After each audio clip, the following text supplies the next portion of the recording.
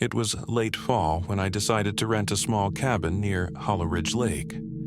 The locals had warned me about the place, calling it the Silent Lake, but I brushed it off as superstition. I was a city guy craving solitude, not ghost stories.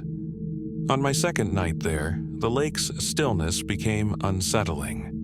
No chirping crickets, no rustling leaves, just silence so thick it felt alive.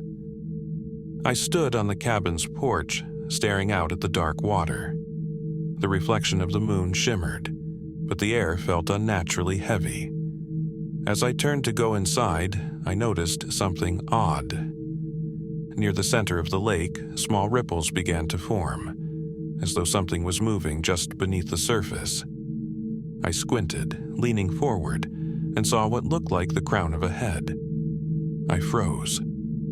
Slowly, the head rose, revealing long black hair plastered to a pale face.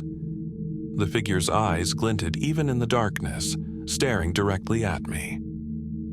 I stumbled back, heart racing, and slammed the door shut. I locked it and tried to rationalize what I'd seen. Maybe a swimmer? A log? Minutes passed, then hours, and nothing happened. I convinced myself I was imagining things and fell asleep.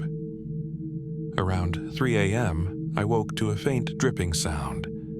It wasn't raining. I got up, grabbed a flashlight, and scanned the room. The sound seemed to come from the living area, the door. Water trickled beneath it, pooling on the wooden floor. My heart pounded as I leaned down to touch it. It was freezing. That's when I heard it. A faint knock, 3 slow taps. I stood, paralyzed. Another knock came, followed by the soft sound of something wet dragging across the porch. Then a whisper, almost too faint to hear. "Why did you leave me behind?"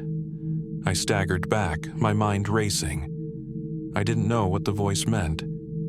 I didn't know who or what it was. The whispers grew louder, frantic. "You promised. You promised." In sheer panic, I ran to the bedroom, shoved the dresser against the door, and stayed awake until dawn. When the sun rose, I dared to open the door. The porch was soaked and faint. Wet footprints led from the lake to my cabin. I packed my things and left that day. I later found out that Hollow Ridge Lake got its name because of the silence that followed the drowning of a young woman decades ago. They say she was abandoned there, left to die by someone she trusted.